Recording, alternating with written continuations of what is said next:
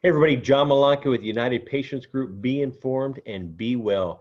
This segment is brought to you by Aspen Green. Aspen Green is just a handful of USDA certified organic hemp and CBD brands, and all of its hemp is grown from the perfect topography and climate found in Colorado.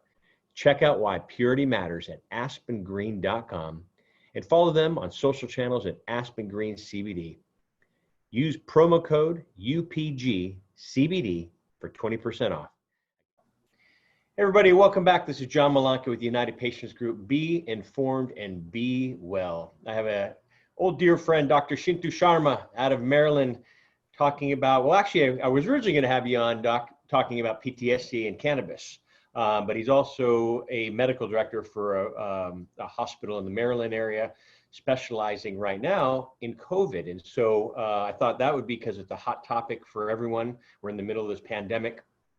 It'd be a topic to discuss, which can lead into PTSD as well. And we can get you on for another show. But great seeing you again, Dr. Sharma. Thanks for being on, and love the kite behind you as well. Thanks, John. The kite's a long story. We'll save that for another episode. Podcast. So, just to introduce myself, I'm Dr. Chintu Sharma. I'm a medical doctor out here in the state of Maryland. Been practicing here for about 15 years. I work for a group called Adfinitas Health. I'm the medical director at one of their facilities in Annapolis, known as Anne Arundel Medical Center. So if I see you around, I see you around. A little bit of background. I grew up in Southern California in a small town. Well, there's no such thing as a small town in Los Angeles, but that's what we call it. Small town of Cerritos. From there, I went to the University of California, Berkeley. So if you got any bears out there, I salute you. Thank you for the University of California. Yep, the University of California. From there, I went back to Southern California again. I was a teacher in East LA in the largest high school in Los Angeles at the time. It was the one in Boyle Heights. I'm blanking on the name. Don't know why I'm forgetting, but the largest high school in East Los Angeles in Boyle Heights. I spent a year as a science teacher there.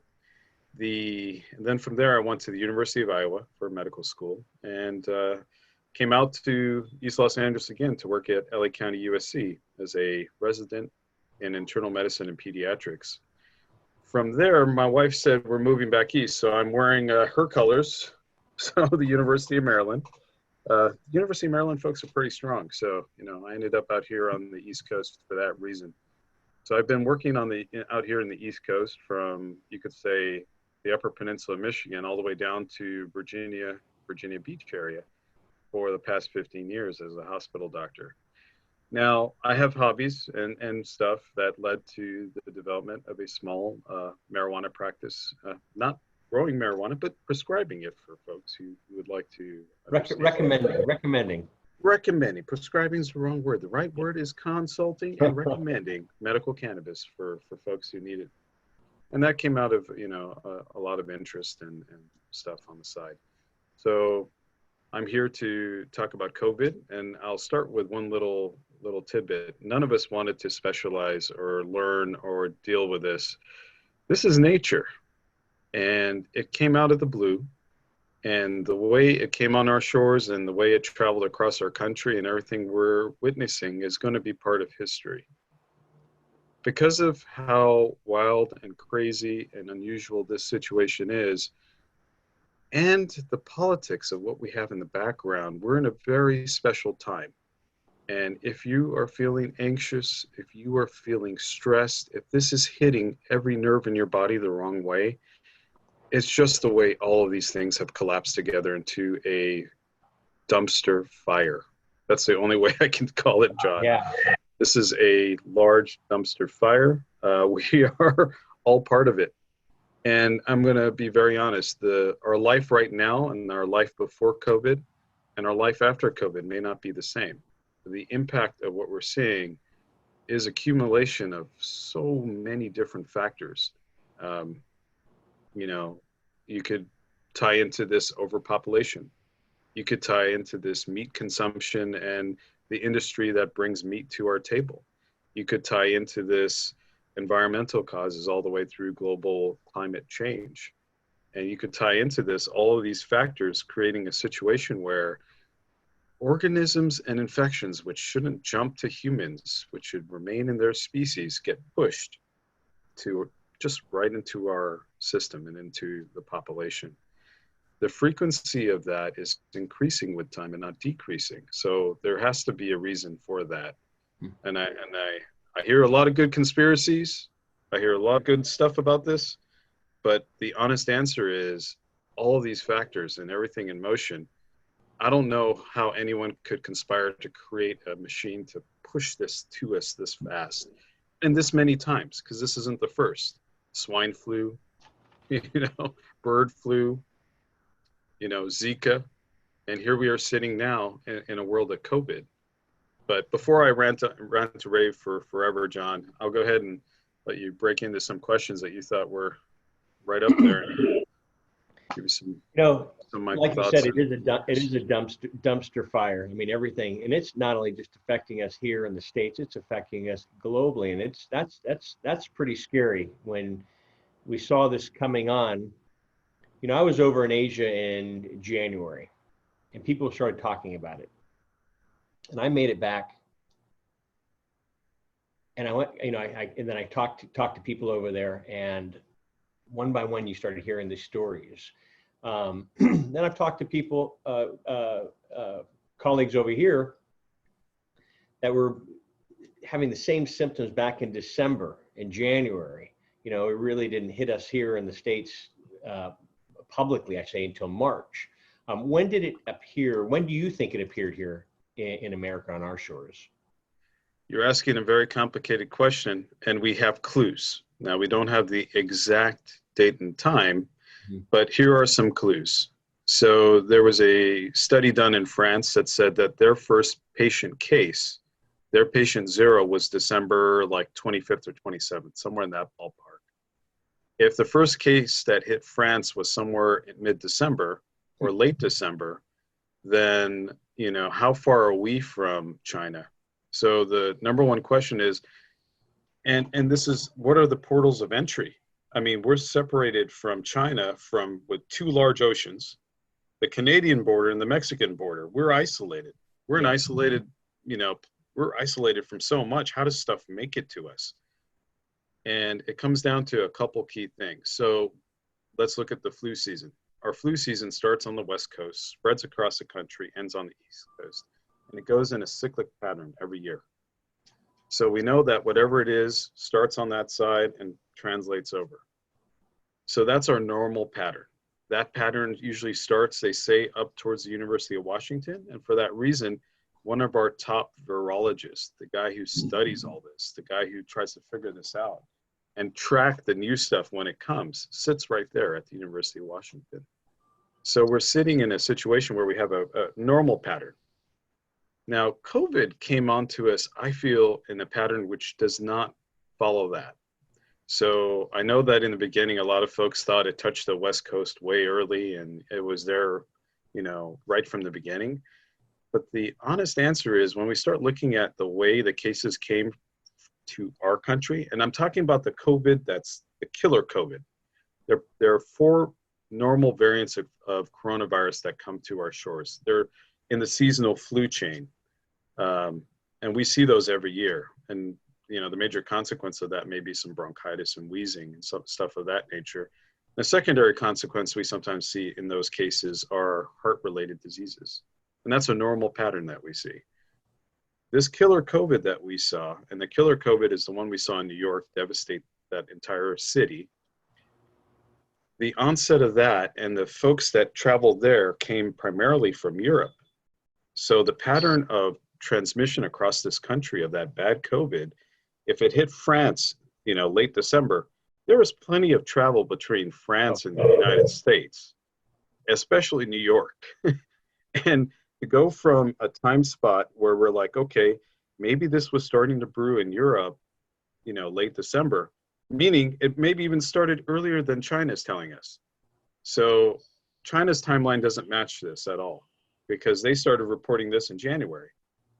So if December is the time it started flowing across our country, And it started from the East Coast instead of the West Coast. And a couple of those folks traveled to Seattle. We have a pattern that goes reverse our normal flu pattern. And right now, if you look at the way it played out, it was New York and New England, all the way through Michigan. We were on the Pennsylvania, Maryland, and Ohio. There's another band that goes right below it. So we were in that wave as it traveled down. And as it went further south, hitting Georgia, Florida, Texas, New Mexico, Arizona, and now hitting the coast of California. So the pattern of movement does not match our normal flu pattern. The transmission looks like it started on this coast. And it looks like it primarily started in New England. So my best guess, if I were to give you a guess, would be that it came on shore here, and it's been brewing here a lot longer than we know. And possibly early January was when it started to rear its head and to cause trouble. Now, how do we know that? And the reason why I think it's important to kind of realize this, we are not going to have perfect testing in the beginning.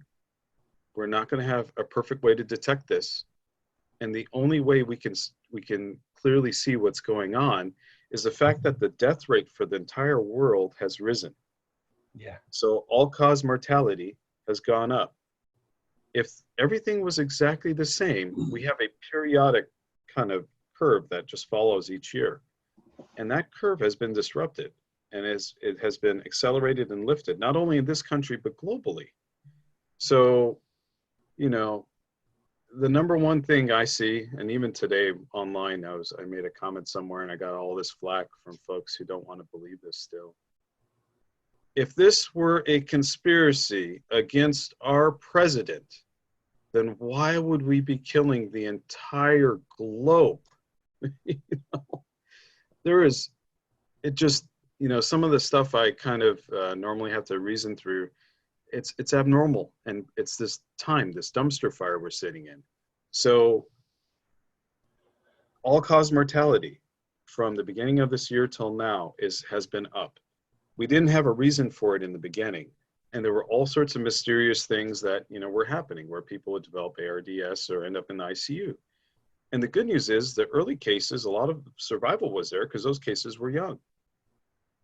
And the old cases, the folks who are elderly, it seemed to fall within reason of their normal cardiovascular disease to pass away. So, you can hide certain things for a period of time before it becomes obvious. But, sitting with some of my, the benefit of being in a hospital is you get to talk to a lot of other docs. You get to kind of sit and actively think through problems. You get to actively engage an issue and kind of look all across disciplines for, are you seeing this too, or am I just hallucinating? Wait, are you seeing this also, or is this just me in this one case? And when you start to see that there's this odd trend of death kind of happening from, starting early January in some parts of the country, and then in February, we have a couple cases that we retrospectively went back and said, oh, what would you call that now? And we're looking at x-rays and CAT scans, and we're like, well, I'd call that COVID. And in March, where we're like, wow, how many of these do we have? And we're cycling through this. March here was awful. April here was even worse. And by the time, May came, we finally saw things calm down. So this was a cycle we went through, and it was unlike anything we've seen before. So do you think a lot of these, the death counts, or do you think those are accurate? Because, you had I think they're underreported. Underreported. And this is the reason why. There are a lot of deaths that happen that we don't know. So let's put it this way. Is our testing really decent, and do we have enough of it? And are we getting that testing back before the person dies? And the answer to that in these scenarios, especially when this wave crashes in a state, the answer is all of that lacks. We lack all of that capacity. The minute 1 million people have a problem, we do not have the lab capacity to handle that. We do not have the capacity to have enough gowns for all the doctors and nurses to churn through it the normal way we do. We don't have the capacity to provide a mask a day for every person who's on the ground at the front line, just taking care of people who can spew respiratory stuff in your face. We don't have the capacity for this. So my honest answer is, if we were to go back and retrospectively look, we're probably underreporting on a large margin, and not only here, globally. Do you think a poor country would have the means to test everyone that died or before they died? If we can't do it, you know, they're just mass burying people in a lot of these places. Yeah. I mean, the mass burials, the satellite photos and the imagery you get from everywhere else is awful. So you talking about testing in off camera, you mentioned that you think you've been, I mean, I think every doctor is putting their life at risk, and every, what do you call the workers? Sorry, blank here. All our frontline workers. All the frontline workers, you know, from all our janitorial police to staff, the firemen, the paramedics. You know, so let's look at the numbers. Let's look at the numbers. The number of firefighters in DC and Maryland that were affected when we hit this major peak. How many, sorry? We were well above 50% of the first line workers that were out there, firefighters, police officers. You know, these guys were the first to be infected, to be honest. And, you know, thank God they're in decent health and made it all out and seem to be doing okay. But a large portion of the police force, especially around DC, fire department, you know, your ambulance crews, your EMT crews, a lot of them were infected because who knew what was happening in March? We barely had enough supplies to supply us.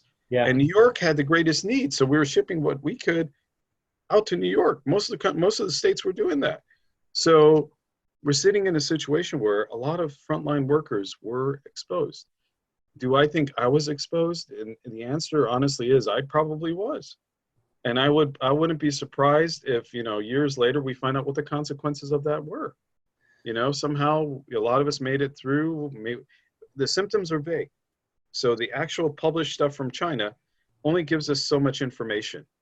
And when we're looking at our data here, we had so many more variants of things that we know that the information we got was mostly incomplete and had to have been in order to explain what we're seeing. So we have a large portion of folks who are going to be affected. The symptoms vary. For some people, it's severe, it's fever. And the most common thing is fatigue. And the next most common thing, which was nowhere reported, was loss of taste and smell. Yeah, you know, so fatigue and inability to smell, I mean, that could be all sorts of stuff, but those two things and fever, and then it could be, there were 2 or 3 dominant ways it showed up. There were the folks who had a lot of diarrhea, just all sorts of diarrhea. And you're thinking this is a respiratory problem. Why are they having massive diarrhea? But there was a subset of population that just had abdominal issues and diarrhea, and then a little bit of respiratory, and they went home. And there was another group of folks that their primary issue was cough and shortness of breath. And, you know, a lot of those guys really got pretty sick. Both groups could have, you know, folks who don't do well, but this group seemed to do a little better than this group when I look back and I think about it. And there's a third group. And the third group is all sorts of other things that we didn't expect. I mean, I've seen folks who came in with what we thought was a stroke and it turned out to be COVID. I've seen folks who we thought had just a blood clot and turned out to be COVID. You know, and, you know. How are you finding these tests? Is it blood test, urine test, the nasal swab? No, nasal swab. And so, can you explain the difference between a positive COVID test and then a positive antibody test? It's a good question. So it goes kind of like this. When we're doing the swab, we're doing an mRNA, we're doing an RNA assay. So we're taking a swab, we're trying to get some active secretions and we're trying to get a sample of that. And then with a reagent and a special plate that has almost like an antibody to that RNA, if you have it on your swab or in any way, shape and form, you dab it on there, there's a chemical reaction that lights it up on the plate. And so a lot of our tests are like that, where we take a sample and we're trying to detect if that sample is positive or negative. If it lights up, it's positive. If it doesn't light up, it's negative. And it can be that simple. A lot of the home kits look like those pregnancy tests. Pregnancy, exactly. How accurate are those? Because I'm hearing a lot of things, it gives a lot of false positives too. Well, let's just look at a little bit of data and history here. So I mean, what we're seeing is historic. The FDA in the beginning was trying to catch up on detecting what the optimal tests are. Out on the market, there are hundreds of tests from all over Asia and Europe that were proposed as ways and methods to test for this. We didn't know what the accuracy of these tests were in the beginning, but from what we saw in practice, if someone had a negative test on all the symptoms, we still were highly suspicious it was COVID. It most likely was COVID. And if we didn't prove it on the first sample, definitely when we went back and looked back at things and retested, it was positive. So our testing in the beginning was not the best. And our testing now, which is in a better shape and condition, in that the FDA has tested and approved certain companies to deliver tests to our shores. The stuff we have now is better. But there is the ability to have false negatives. And, you know, are there false positives? We're going to find out about that with time. But the false negative rate is there. And the reason why is, in order to get the sample, you have to take a swab, shove it in a person's nose, and take a very deep sample. If you move, you fidget, or they're unable to get quite back there and scratch the brain, the sample's inadequate. And if the sample's inadequate, well, the test is not going to be accurate either. So part of it is sampling. Part of it is the testing isn't perfect. We don't know how perfect or imperfect it is. We'll know in the next couple months. And that's just that mRNA assay. Then you asked about antibodies testing. Yeah. Antibody testing at this stage in the game, my personal opinion is it's faulty. I think we're only going to be able to detect some of this, and this is the reason why. Antibody testing is looking at an antibody directed at part of this protein in this genome that's out there, right? So you're only going to be able to detect a small portion of that. And so which portion is the correct portion to detect whether someone had coronavirus and this deadly coronavirus we're talking about? And the answer is, we know a little bit about it, but I don't think we've fleshed it out enough for us to have a test that's highly accurate and is going to be positive in 80–90% of the patients who've been exposed to this. So I think our test may detect if you have the antibody, but is that the right antibody that detects all the patients who've been exposed to coronavirus? And the answer is, we don't know. So at this point in time, the testing is semi-faulty. So we're going to detect some of the people who've been exposed to coronavirus. The same test will probably miss a portion. What portion, we don't know yet, because there might be other antibodies that we generate that are equally effective at staving off disease.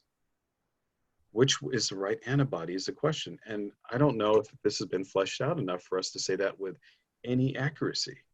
So our antibody testing in all shapes and form, if we detect you have it, the good news is your blood and your serum contains an antibody that we know did fight it off in a healthy person and can then save another life.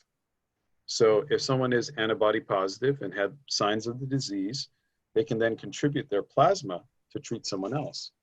And that's one of the life-saving treatments that is available that's being studied. Does one get immunity if they do have the positive antibodies? Another very good question. And there's studies that go. And does it ever end? You know, I mean, half the studies go this way, and there are a couple that go this way. Now, what do I mean by that? The studies that go this way are the studies that say, oh, you develop an antibody to it, and it lasts for X amount of time. So there's studies that say 2 to 3 months. There's studies that say longer. There's studies that say shorter. So there's studies that suggest that people develop these protective antibodies, but they don't last. They last for a finite period of time. Then there's studies on the other side that are saying, hey, those studies might be faulty because they're not checking the right antibody. So there's a subset that are saying that. Then there's going to be a subset that says there are no antibodies that are protective. We have 3 different thoughts right now. There isn't a consensus on which is the right one. Now, we do have background knowledge because we have 4 strains of coronavirus that normally circulate through the population. And from what we can see in the journals of virology and what our ID docs talk about, it goes kind of like this. You know, when we see young kids get the flu, yes, they can get coronavirus over and over and over again. But for whatever reason, their parents over time can cope with it better with age. So there may be something protective about all those exposures, and there may be some sort of antibody to it, but we really don't know what that antibody is or looks like. So let's say, all the vaccine development that's happening now, they're targeting part of the coronavirus protein. It's the most prominent part. It's the reason why we call it coronavirus. The thing that makes the crown on electron microscopy is a spike protein. And if that's the right one to target, then we cure it. If that's the wrong one to target, we make disease worse. We may actually give you disease. So is that the right thing to target, or is there something else we can hit that may be more unique to coronavirus? Because the problem is that spike protein has a receptor on it that binds to a receptor site that's found from our entire body. And the reason why there's so many different symptoms and constellations of this is that spike protein can hit all sorts of different cellular targets. So if the target is from head to toe, and we put an antibody to kill that target, and that target's already in us, could we accidentally make an antibody that kills us or hurts us? So this whole vaccine stuff is scary too, because do we have the right stuff or the wrong stuff? Could we be doing this right? Could we be doing this completely wrong? So what do you say, like a buddy of mine, he and his wife went down and got tested, and it turns out he tested positive and his wife didn't. Okay. What do you say for that? I mean, like when you come home from work, is your wife scared, and how often do you test yourself? Because you're dad as well. Your mom lives with you, or mother-in-law lives with you. I mean, is this something that they put you down and hose you off before you walk in the house? I mean, kind of joke about it, but it's. We joke about it now. Yeah. But the protocol to enter the house has been the same since this whole thing started. Take your shoes off, take your clothes off, and jump in the shower. Run for the shower. Put everything in the wash and run for the shower. And it's been the same the entire time. And everything that comes in, like a cell phone or all this other stuff, everything has to be cleansed with alcohol. So there's a protocol to this. And it really does kind of stink, because you think about it, some of my colleagues, a lot of the nurses I work with, a lot of the techs, a lot of the janitorial staff, I mean, they have young kids. My kids are at least old enough for me to go, hey, back up, put the dogs behind you, just give me some space so I can run to the shower. But if you have a young, like a little toddler, a baby, I mean, some of our staff members were so almost paralyzed by this. How do I enter home? Do I need to stay in a hotel? Can I even go home? And a lot of it stems from we don't know if we can kill our loved ones by just bringing it home to them. And, the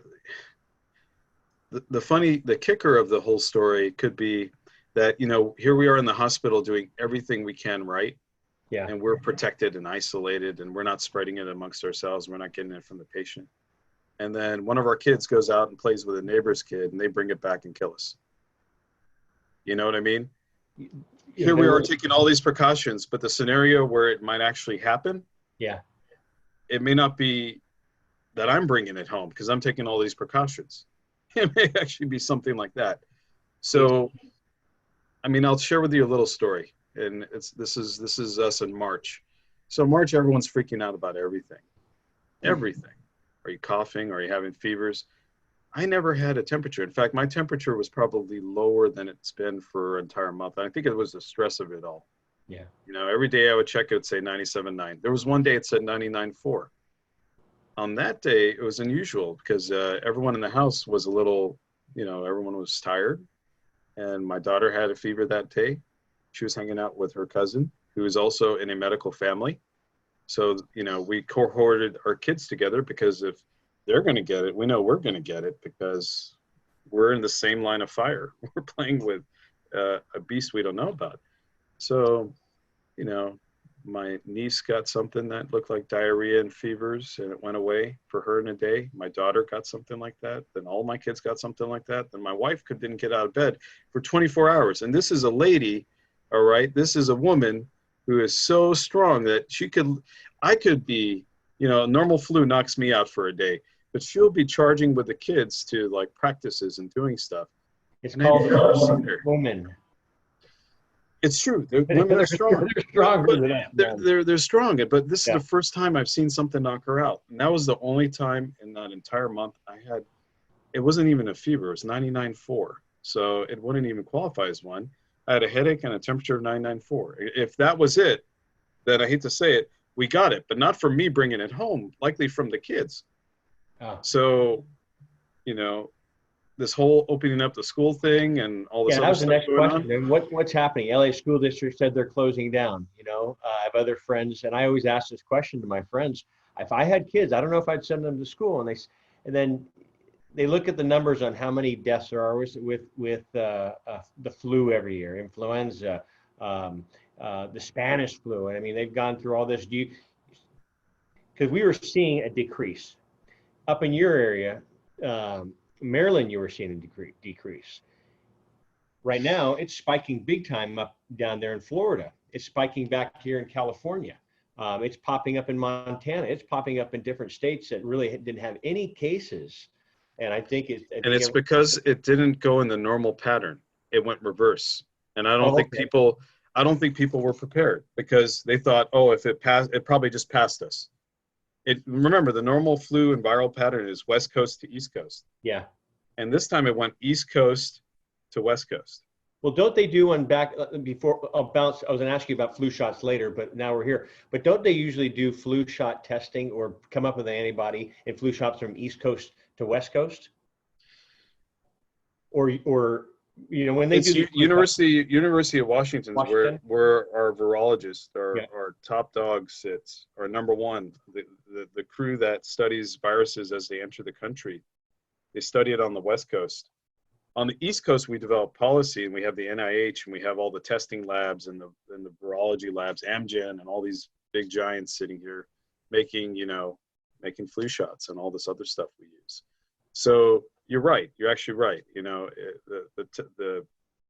Some of the flu vaccines will come out of here, but they're built on knowledge and data that comes from here. So from the year prior, from the West Coast. Yeah, but I know, year prior. So West Coast, Washington, but aren't they coming up with these flu shots that were from the flu from prior the previous year? So I don't know the definite answer on this. I don't know about the different answer of this, but what I do know is they kind of predictively model what may be coming next. That's tough. They're right probably 50% of the time, and they've been wrong some of the time too. So, and we know that because I get the flu shot yearly. It's part of working in the hospital. That was my next question. So I get the flu shot yearly. It's just part of working in the hospital. They try to mitigate the risk a little bit. Some years it works really well, and I know that because I'm dealing with a lot of people coughing and sneezing in my face. I may get like I said, not even a temperature, but a cough for like 24 hours and it's gone. Yeah, that's the year I know that the flu shot was perfect. But there have been years where we didn't have a perfect shot, like the years we got swine flu and bird flu. Yeah, and I still remember in 2008 getting that flu. That horrible, nasty flu that came around. And the reason why I remember it was 5 days of fevers. And one day I was just like, I can't get off the floor, and that's never happened to me. Right till then. Knocked your ass down, huh? Knocked me out. I was wheezing for a good week after that. So I don't understand, what the variations are. That's for the virologists and the scientists to determine. But that flu vaccine didn't do anything for me, and that virus definitely knocked me out. And that was a year that we were off. Obviously, it was a shift. It was an epidemic that spread, and we experienced it. So we had a small shift in the genome, and it got us. But for the most part, they predictively modeled, and we treat. Yeah. But what happened this time wasn't the same as all those. This is not the flu. This is a lot nastier. I mean, let me get into what acute respiratory distress syndrome is. So when we say SARS, we're talking about a syndrome. We're not just talking about a regular virus. When we say this virus causes SARS, it causes severe acute respiratory distress syndrome. It's a constellation of reactions that have led to what we call a cytokine storm. So the biology on this, I'm a microbiologist, by the way. That's what I did at Berkeley.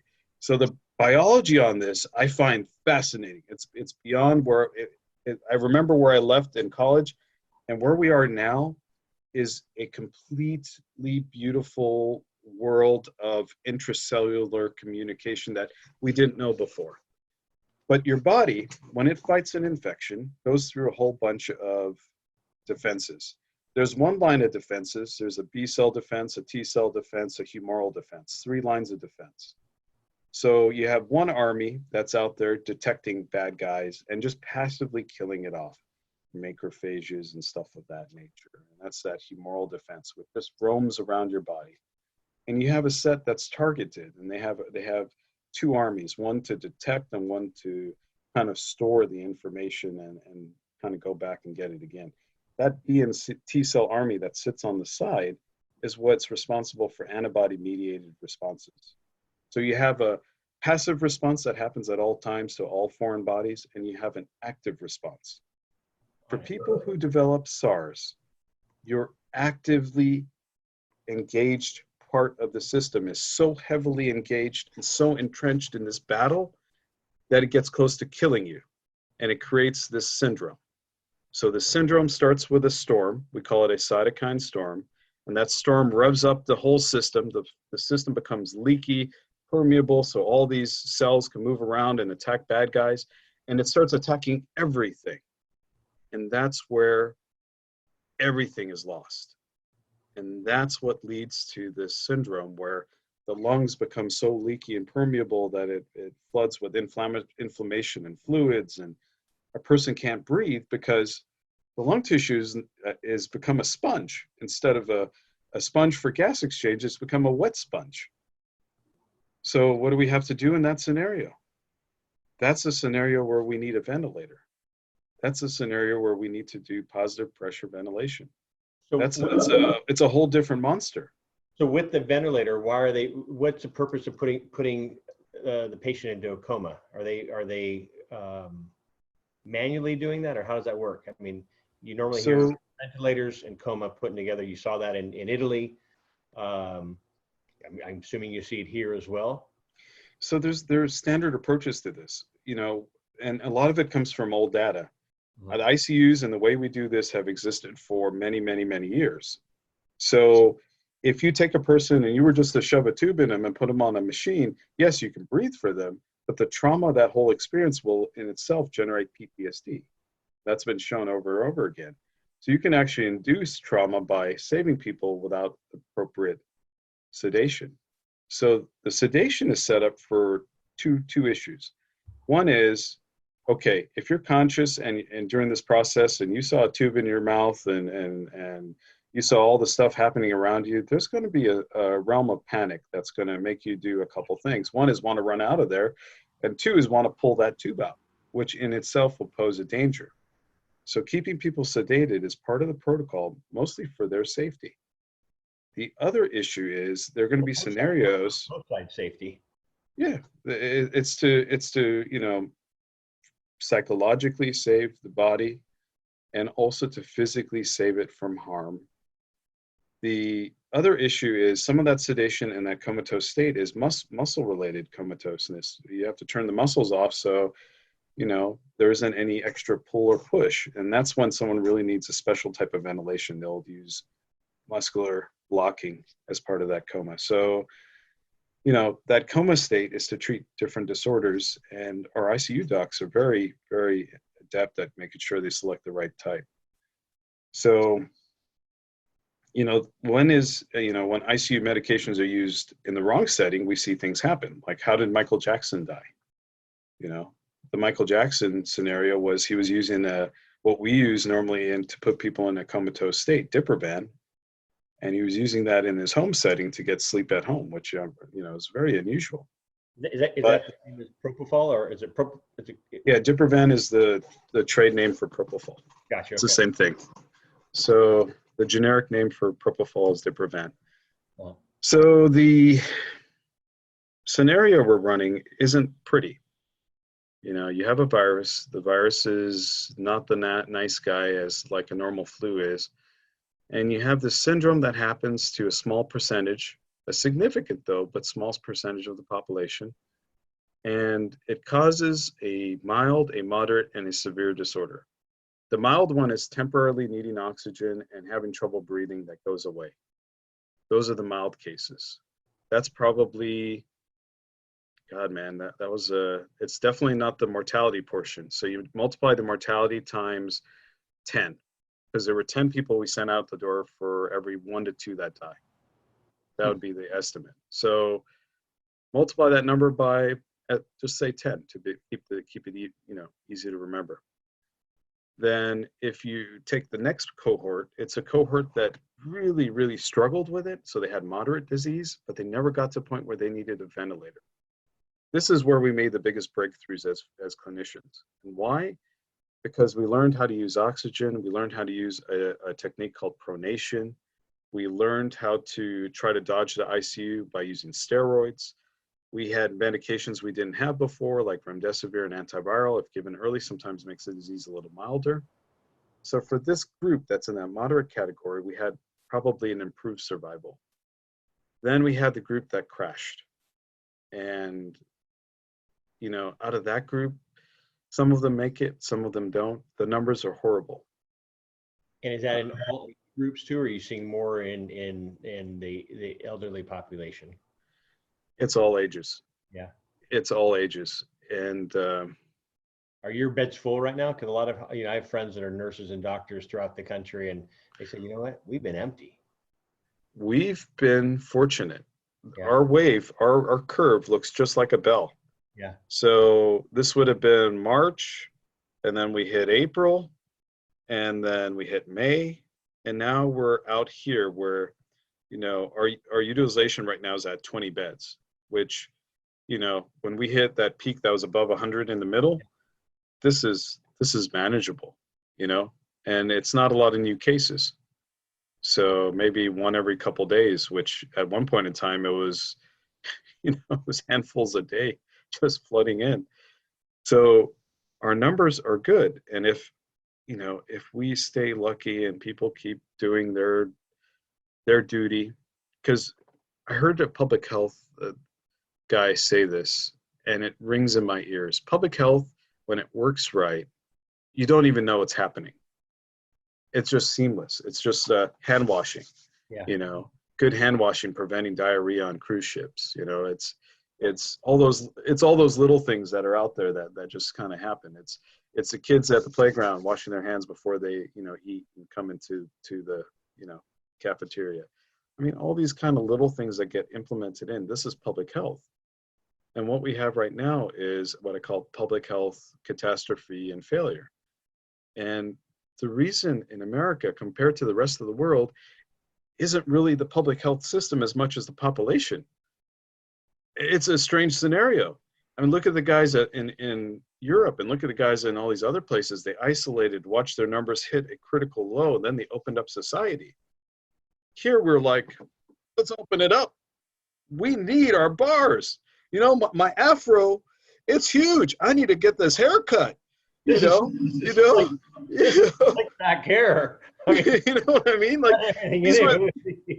like a lot. I'm trying to think of the excuse that we failed in the public health spectrum. Was it a lack of education about masks? I don't know.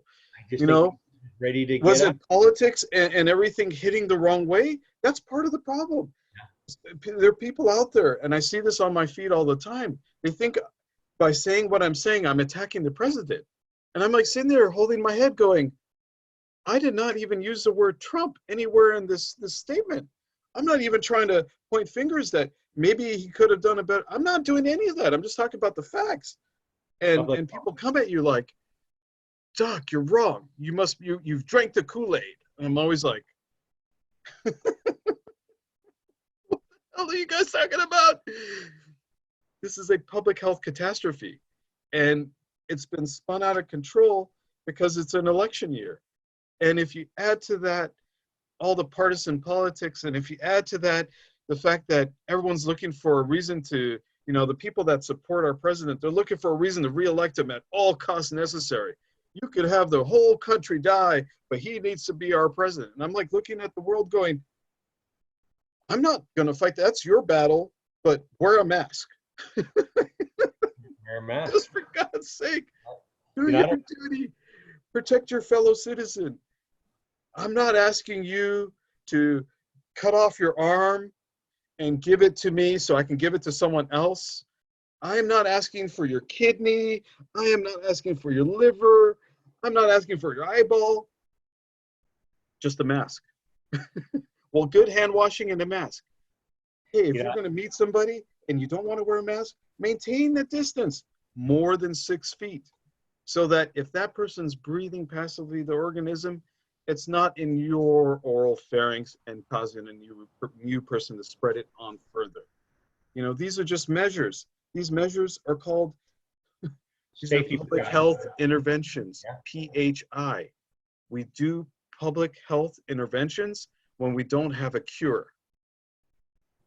All right. I want everyone that doesn't want to wear a mask and everyone that doesn't want to wash their hands and everyone that doesn't want to space out to tell me what's the cure to this disease.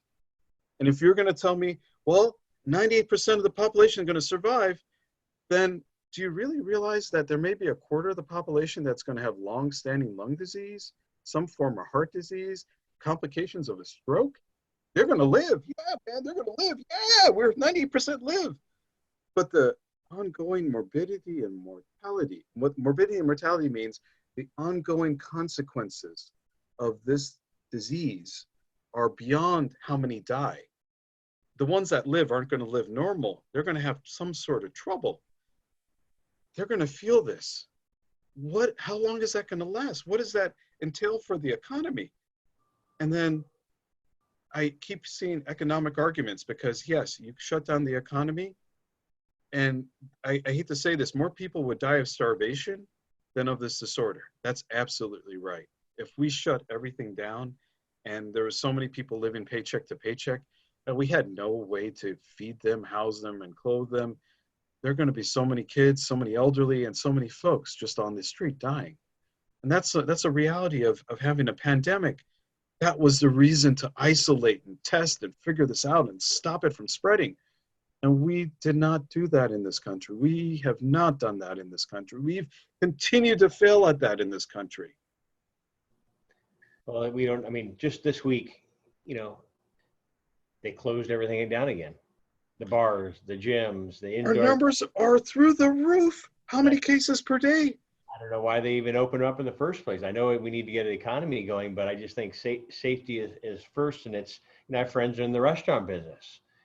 Do I go to work today? Do I not go to work today? Do I have a job? Do I not have a job? You know, my brother's in the wine business for the past 20-something years, you know, and he's like, everything has shut down. It is affected. Boom, boom, boom.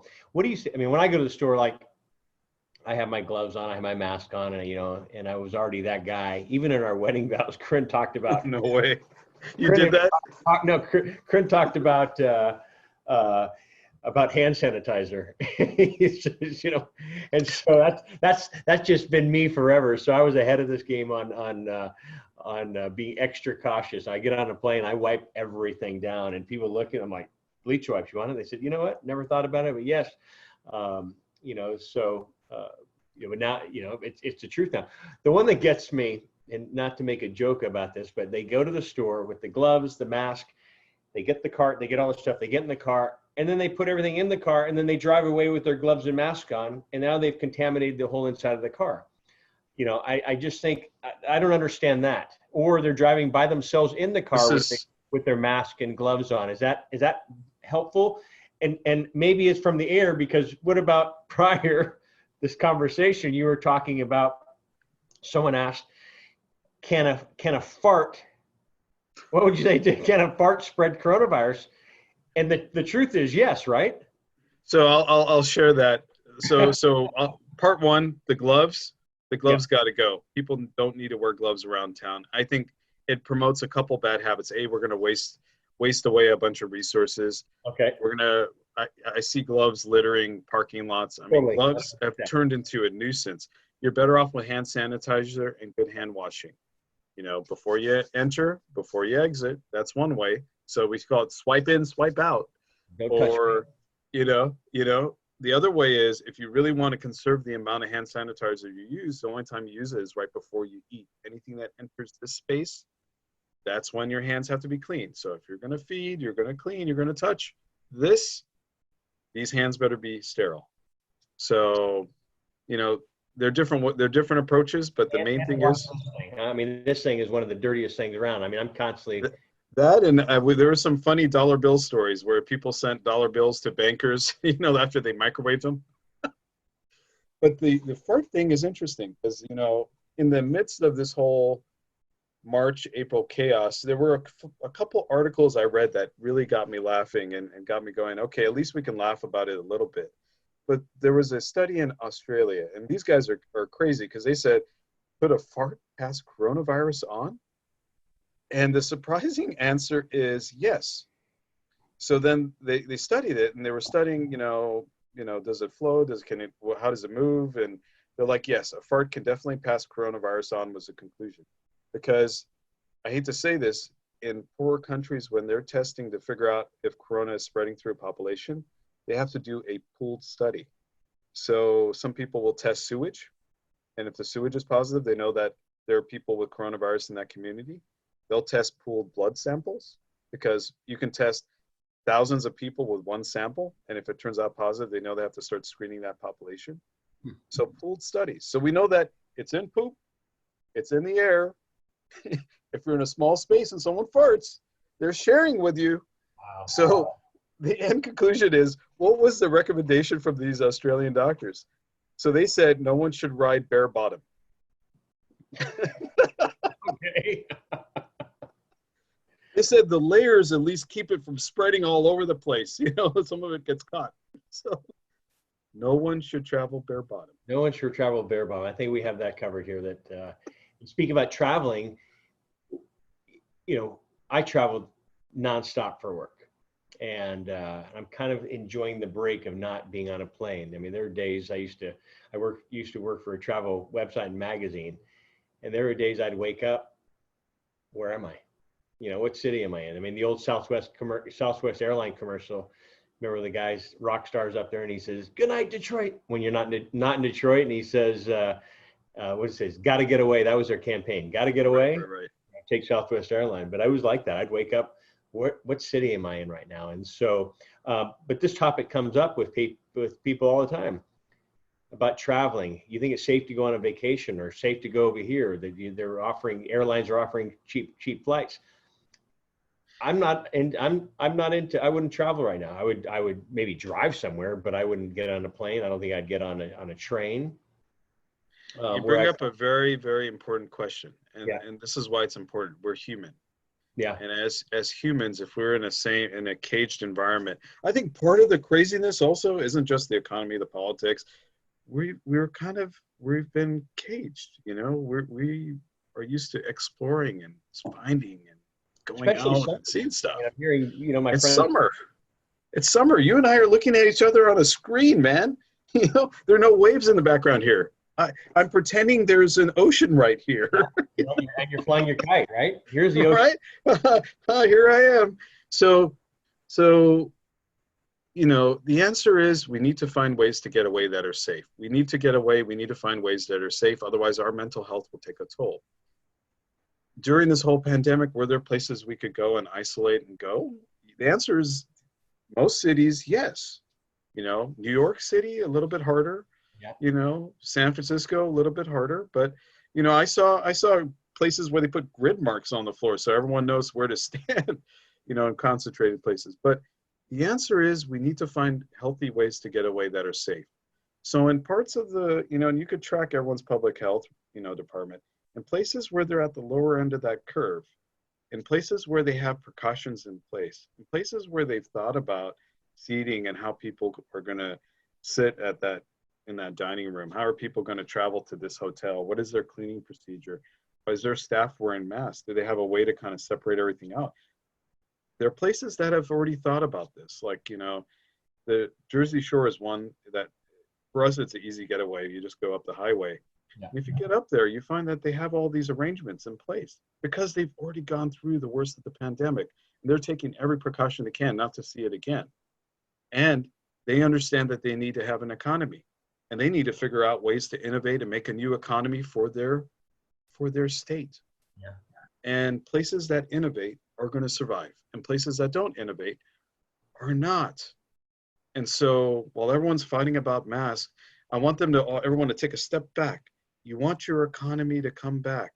You have to find ways to make it safe for everyone. That's number one. The economy will surge once we have a safe way to live and travel and do all these things. Two, are there places you can go that don't have a lot of people? The answer is yes. We have all these natural parks and places that are now open again. I'm hearing hikers. A friend of mine, their kids went hiking with another couple, and all four of them came back with it. And so when will, I mean, I go down the street, and I'm an avid cyclist and a runner, and I see people just panicking, grabbing, mask when you see you coming around the corner, and it's sad. You see it in the grocery store, and it's like that movie Outbreak. I watched that movie Outbreak with Dustin Hoffman and Rene Russo, I think, back in You March. brought something scary, though. I'm going to share something scary. You brought up something. You brought running. France, in the beginning, banned all the running in their city. Do you know why? Why? Any ideas? Spit. Because there's they call it a slipstream. Uh-huh. So as you're running, you're generating like a halo around you of everything you're breathing. Yeah. Now, if there's no breeze and it's not very warm, there's nothing to kind of prevent that from lingering. If you have heat, you have humidity, and you have a breeze, it's not staying over you and following you. The physics of it changes. So these people running, and behind them is a stream of their air, just kind of. So in France, they said, okay, that's a danger too. And they stopped all of that. I mean, the reason why these guys were successful in Europe is probably more to do with they recognized their population and what they're doing on a day-to-day basis. And they took measures to go, hey, if we stop that, that will cut off this percentage. If we do stop that, that'll cut off this percentage. If they took a scientific approach. I don't know what we're doing, man. No, I same thing in Belgium. I used to live in Belgium, and I was talking to my friends, and they're not able to go. They bike. Don't they bike a lot? They can only. I was talking to them, and they can only go for a daily walk with that same individual. So it's either the husband and wife go, or the husband goes with one kid, or the wife goes with one kid. And they were even being stopped to go across town, and they'd be stopped, and they'd say, "Wait a minute, you don't live in this area. What are you doing over here?" And they would become fine. You were talking about the airstream behind. I even heard, is there any truth behind this, that some of this has been brought over through Asia, through Europe to here, or vice versa, through the airstream of a jet stream? Is that any truth behind that? The jet stream's hot. That would be it would be very difficult to do. I mean, what do you say about all these out there that are out there? Viruses aren't built to survive outside of the body for too long. So, we can come up with all sorts of hypotheses. Like HIV only lasts 9 minutes on the surface. It's not going to last much longer than that. Like a lot of these viruses they're not like their own living organism. Yeah. They need another organism to live. The reason why these organisms are living is because we're passing them on. We're a human vector. We are spreading the virus. It needs us to spread. We could come up with all sorts of theories. I spit on the floor, and then I didn't clean it for this. It's not going to live forever, man. It needs the body to live. I was on a doorknob. Well, how did that doorknob end up in your nostril? Gotcha. So do you think you'll ever shake hands again? Shake hands, hug? I mean, is there any of that? I'm back to the old Asian way right now. We do elbow bumps here or foot bumps. Namaste, it's good to know you. Exactly. May your soul be healthy. May you be a great person. I'm back to the old ways. Probably safer, the long distance high five. Earlier, you were talking about SARS, which made into the news a few years ago, and then there was also H1N1. What's the difference between? Is it the same thing, just a different name? Because there's 19 stages of COVID. Is that the way you would describe it as well, as a COVID-19, or is it because it initiated? In 2019? And are we going to see? What's the difference? If I were to be blunt, the president said it right when he called it Wuhan 2019. The way we're probably going to name it is location it started and year it started. So as far as we know, it started in Wuhan, China, 2019. So Wuhan flu, Chinese flu is a valid way to look at this. 2019 is the year it started. Yeah. SARS-1 is what you're asking about. In 2003, that spread across the planet with a 35% incidence of death. It was very hard to miss. There were a lot of learning points from that, but it did cause the respiratory distress syndrome. And a lot of people didn't survive that. It was lethal. The countries that it hit were mostly in Asia. And then as close to it got to us here was Toronto, Canada. So the Canadians have experienced SARS before. And one little point that we should all notice, countries that have had SARS did far better than countries that didn't when it came to how to handle this whole pandemic. What's happening now? Those are the countries that said, oh, we saw this before. We saw a lot of people die. And this is what we're going to do. Should you want to get it, go ahead. But the rest of us don't want to die. Now that differs. So that's SARS, right? Remember SARS-1, 2003 to 2004. This is the Wuhan flu or COVID-19, whatever name we're going to give it in the future. And it sits right here as the second SARS that we've seen and this one spread because it has asymptomatic spread and there are a lot of people that survive. If a lot of people didn't survive this, it wouldn't have spread this bad. If most of your population that gets it dies, it doesn't make it to the next person. This one is easily transmitted. Then you said H1N1. Yeah. So H1N1 is a flu species, and flu doesn't get and become SARS except for very rarely.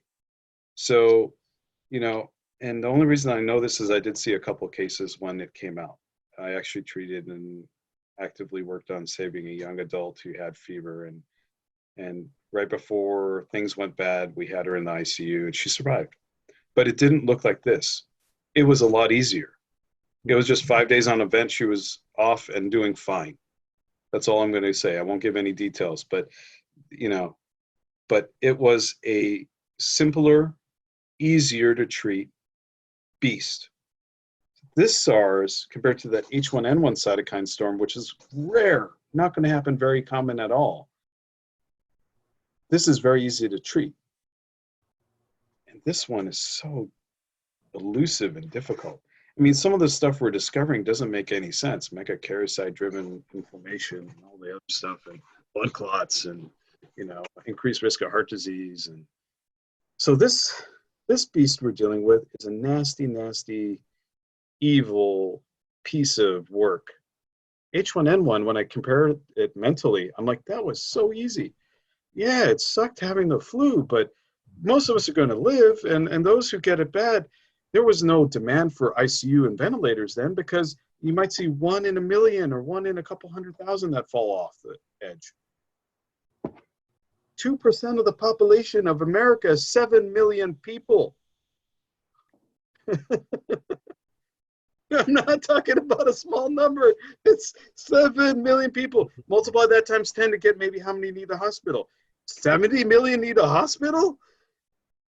And not everyone goes to the hospital because a lot of people I talk to, I don't want to go to the hospital because something could be there as well. And so, did you see that in your hospital that people should? We saw some crazy stuff when COVID went like this. The amount of people that entered the ER went like this. Yeah. No, they're like, if I'm having a heart attack, I'm going to die at home. I don't want COVID. I'm like thinking to myself, you're having a heart attack. We still have all the resources to take care of you and save you. You should be here, not at home dying. But the population naturally was fearful. And should they have been? The honest answer is no. We have every precaution in the world. You're more likely to get COVID walking out there than you are inside a place that's taking all these precautions. You know, HEPA filters, negative pressure areas. I mean, our ability to survive in that hospital is going to be pretty good.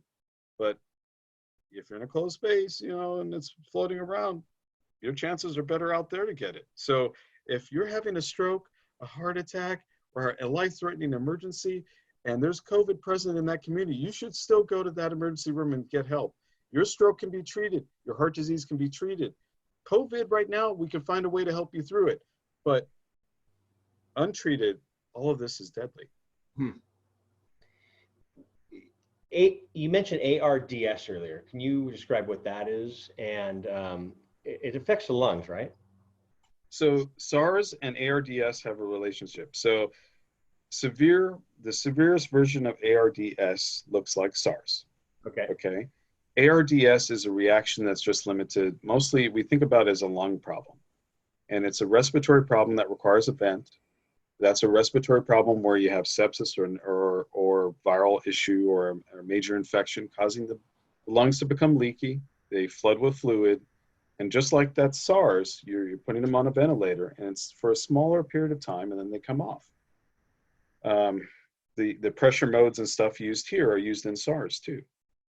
This is the severe form of that. Okay. This is the form that we always see, and this is the one that we worry about. 28 days on a ventilator doesn't happen in H1N1. It didn't happen in any of our flu pandemics and epidemics and stuff in history at the time. People did not need 28 days. Why does this one require 28? I don't know. It's that severe. And we still don't know, because you even talked about the repercussions of this even 20 years down the road, right? That something may come about, just like we saw at 9/11. A lot of people were having lung cancer after 9/11, 10, 12 years later. And so are we going to see this? Hopefully not, but do you predict this? If I were to predict the future, there are a couple things. First, is there going to be a general change in the way we operate as a global community? Yeah. Because we had a respiratory virus spread so rapidly across the globe that there was no barrier to protect groups and groups of people. So there is going to be some changes that are going to have to be, they're just structurally going to have to happen operationally to protect the entire globe of, billions of people. So that's one thing, just package on the side. So I think that what we're going to look like 10 or 20 years from now, hopefully, is a cleaner, well-operating, global, international community of folks who recognize, if I don't wash my hands here, then that guy on the other side of the globe is not washing his hands too. We're eventually going to trade something. All this global trade, we're going to trade something back and forth. Oh, that is one thing, excuse me, from traveling as much as I did. That's one of my biggest pet peeves. And the one that get me, and sorry if I'm grossing any of our listeners out, but seeing pilots walk out of the bathroom without washing their hands. I'm thinking, just kind of doing this thing. They're not even doing that. I mean, I'm thinking, excuse my language, I'd say, you got to be shitting me, really? You're a pilot and you're not going to wash your hands after coming out of the stall? And that type of thing. And so it's exactly what you're talking about. You're walking through there. So that's the part that Corinne would just laugh at me. Hopefully he didn't fart too. Yeah, well, double whammy. Double whammy. Double whammy is right. But I mean, I wipe everything down. I have my little portable air filter here. I wipe everything with bleach wipes. And, and so, but you are right. So that's part one. That's change number one. That's global, international, how everyone operates as a public health globe. Public health has to go, if Ebola were to spread, what would we have done? We would have all sorts of crap we would have done. We would do everything in our power to stop Ebola. It shouldn't leave from that port and enter our port. All those precautions would have also helped prevent this too. If we were temperature checking people as they traveled, we have good hand hygiene, we limit Ebola, but we also limit this guy. So there's something global that has to happen to stop that. That's one. Then there's two. 70 million people had the infection or had an infection that got them into the hospital or into some form of healthcare. This 70 million people, as they go through life, what are the consequences? their lungs, even after they recover, look pretty awful. Some of these guys have had strokes. Some of these guys have had blood clots. Some of these guys are going to have limb amputations. Some of these guys are going to, have all sorts of consequences of this disorder that we're still figuring out. And the way to treat it is controversial, because I've seen people go aggressive and light on just anticoagulation. And if you go aggressive with anticoagulation, people bleed. And if you go light on anticoagulation, they come back with blood clots. What's the right way to do that? We don't know. So what I know is, this is us now, plus there are people who've got it. We have 3 million now. That's a large number of people that have it. The mortality of that, we know, is 133 right now, probably going to rise. And out of this group that survives, we know that they're going to have trouble periodically. Does that mean that their life expectancy went like this? Does that mean that the complications disabled a larger portion of our American society? And just the effects of that, just the loss of life, the loss of intelligent folks out there that, probably were dedicating their lives to saving everyone. The folks that I've lost, my brothers and sisters in battle. It's the consequences of that alone are severe. And 5 or 10 or 20 years from now, the consequences of just having the disorder, a lot of us are going to find out.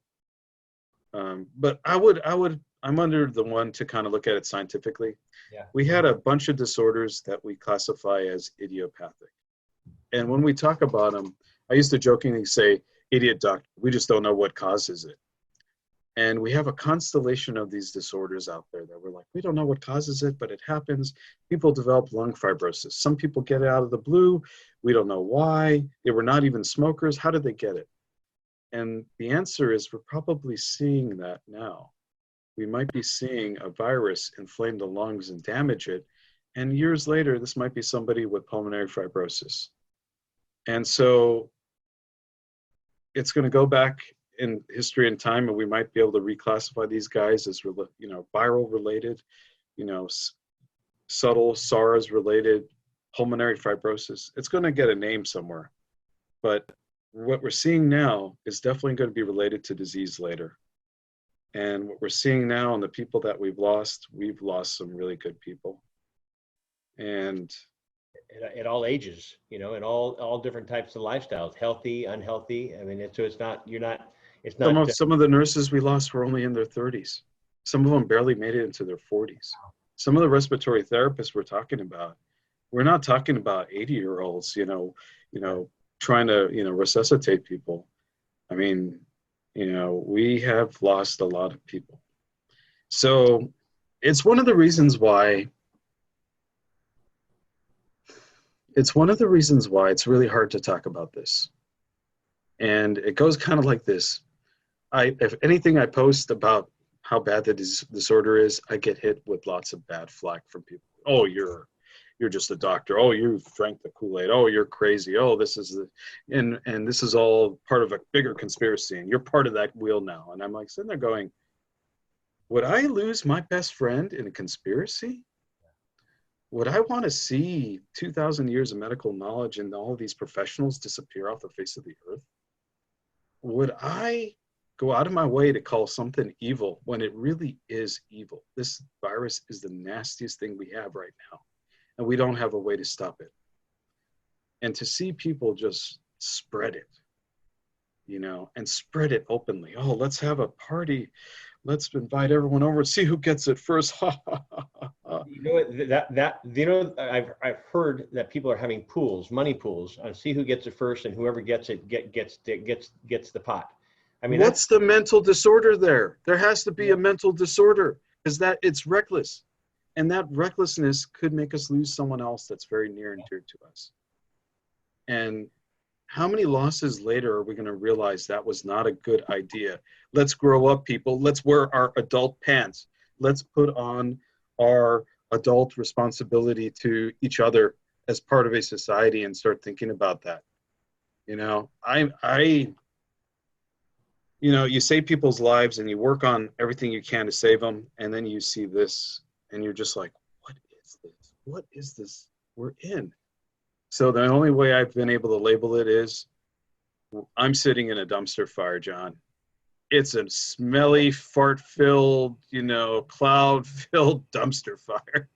And I've been able to laugh about it more in the last couple weeks, but it's really hard for healthcare workers out there, Oh, especially our nurses. It's totally. just really hard to understand how we can go from, watching people die and then everyone telling us, no, they didn't die.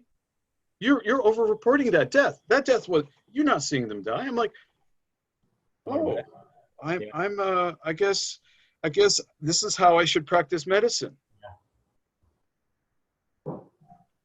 John, really? It's tough. You know what? We all live in a society now. You're damned if you do, you're damned if you don't. And it's disappointing. I personally don't watch any news because it's just, it's just bad news over and over and over and over and over. And it's just like, goodness gracious, and it's tough. Long-term chronic pain with this, because we have a lot of patients that are going through a lot of different things. PTSD is one of them. I got rear-ended yesterday driving back home. I had PTSD watching all the cars, getting too close, coming off the freeway. Are they going to stop? Coming up to a stop sign. Are they going to stop? So I can see, and that was me. I didn't think, I'm like, how did this affect me? So little things like this affect people. It took me, my lifestyle is home office. Afternoon, I get on my bike or go for a run. John, and I'm between me and you, yeah. Every healthcare worker that had to watch someone die without their family is going to go through PTSD. And every healthcare worker out there that, participated in trying to save a life during a period of time where they couldn't see their family very well is going to go through some sort of psychological catastrophe from this. The ER doctor that committed suicide, this is a well-known, renowned, state-of-the-art genius that ended her life. I mean, young too. Beautiful, young, healthy, everything that you would want out of your professional taking care of you. And she ended her life. And the honest answer is, you saw that after a fender bender. We're seeing a fender bender. During that peak, we were seeing a fender bender every single day.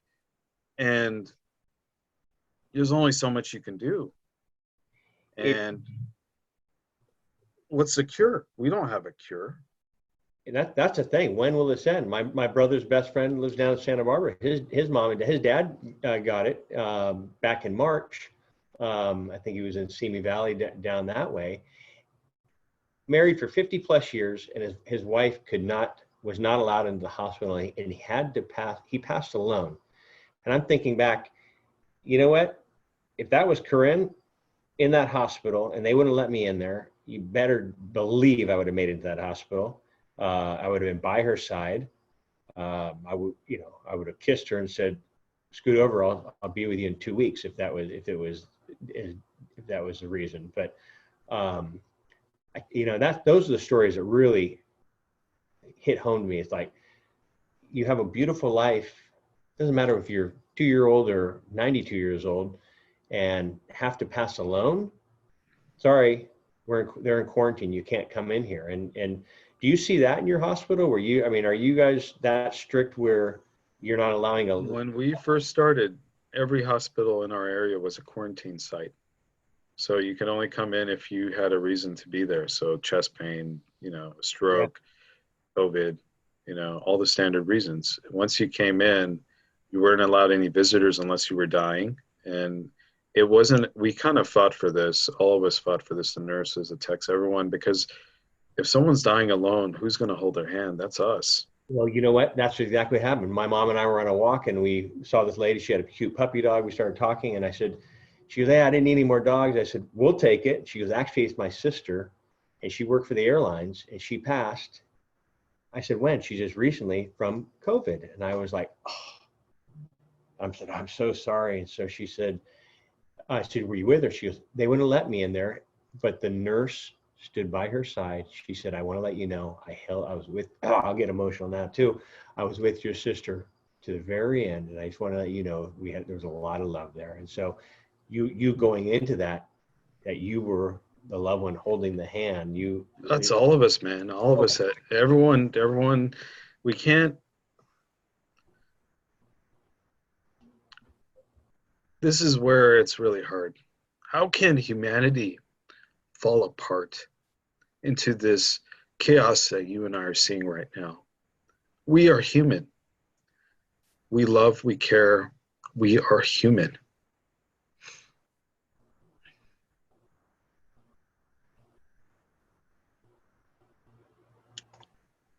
The first, the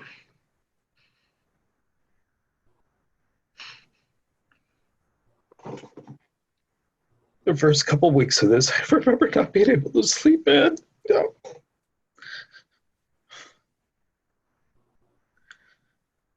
I could not sleep.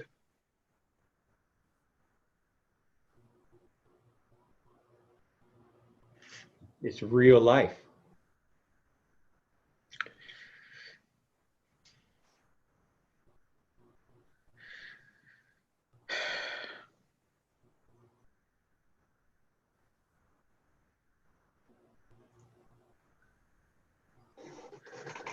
John, the reason why I like you is when we first met, you shared your story and your life and all you've been through. And since then, I knew you are a honest, hardworking man who cares deeply about what you do. You want to see this world get better.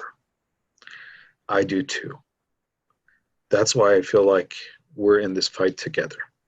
By sharing the truth, by sharing what we've been through, we will uplift more people and we will save them.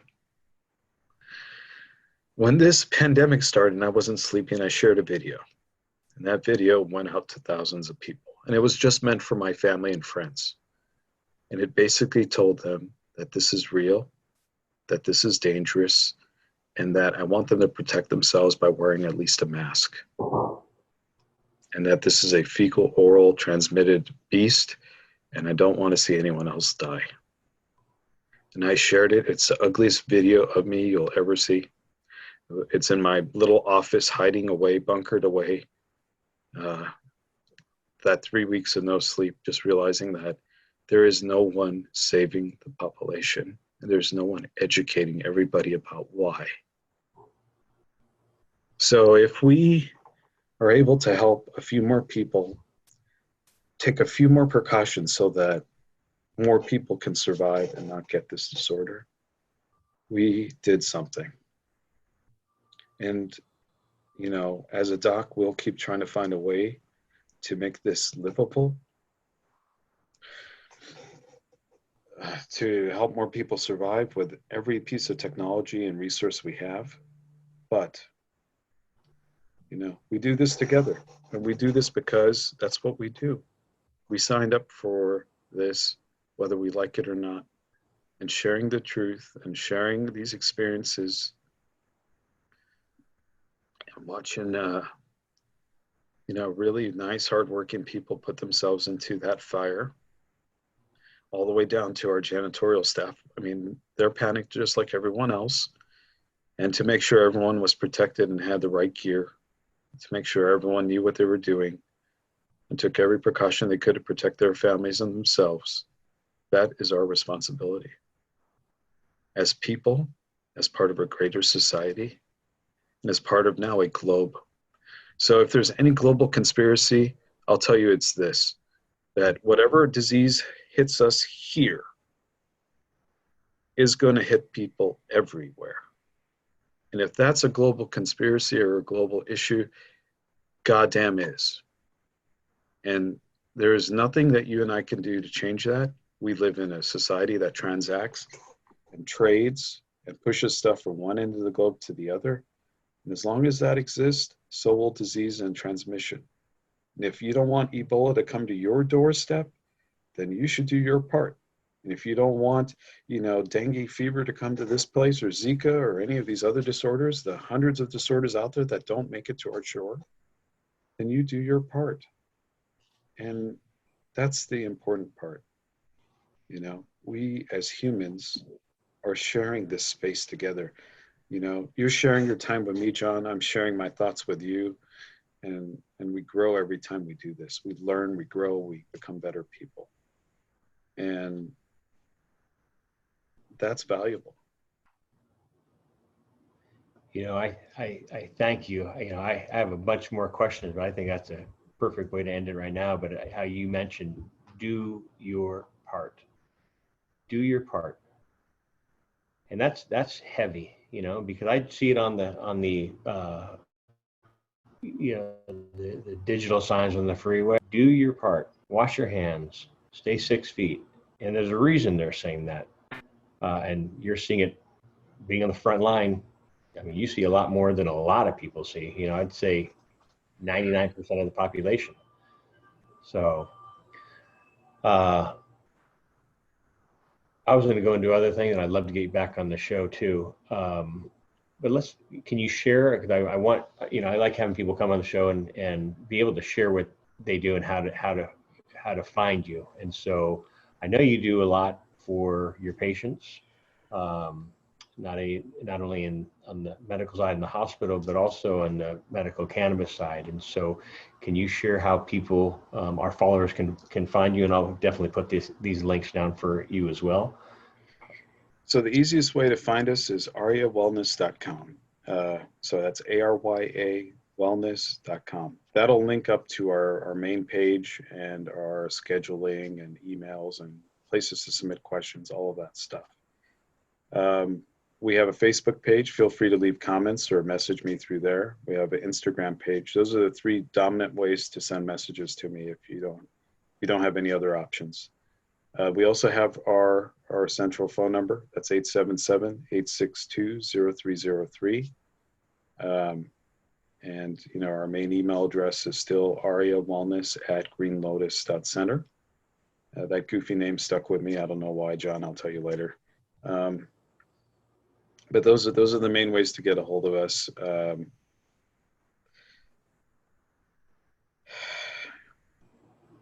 Any closing words for our audience? In these difficult times, it's very important to come together. We see so many people tearing people apart. We see the media doing what the media does. We even see a president who wants to win an election to the point where he's ripping the population apart. We see all sorts of stuff ripping us apart. And this isn't the time for that. When we're losing lives and when we're losing loved ones, this is the last time I want someone to be alone. We need to come together as people. When you isolate, that doesn't mean socially isolate. That means you physically isolate 6 feet. You could still talk to people. You could still meet with people. We were never meant to socially isolate. Physically, get that right, folks. So we need to come together as people. Maintain your distance, maintain your safety, fine. But we need to come together as people. We need to help each other through this because no one's going to be able to make it if we try to do this alone. The scars and the psychological scars and the issues that we're going to go through are so deep that there's no way to do this alone.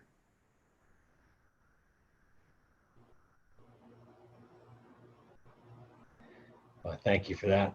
And Dr. Sharma, always, and I appreciate our friendship. And thanks for coming on the show and always being supportive and for your knowledge. So we'll see you here again. I know that. Everyone, this is John Malanka with United Patients Group. Be informed and be well. And thank you again, Dr. Sharma. Thank you, John. See you all soon and stay healthy, please. Absolutely, my friend. Hey everybody, John Malanka with United Patients Group. Be informed and be well. This segment is brought to you by Aspen Green. Aspen Green is just a handful of USDA, that's right, USDA certified organic hemp and CBD brands. And all of its hemp is grown from the perfect topography and climate found in Colorado. It is a family-owned business and is deeply committed to the science of providing only the purest hemp and CBD products for the best results and most beneficial experience. Its mission is to bring the therapeutic value of pure, organic hemp and CBD to people who seek supplemental relief through the use of healthy, natural products.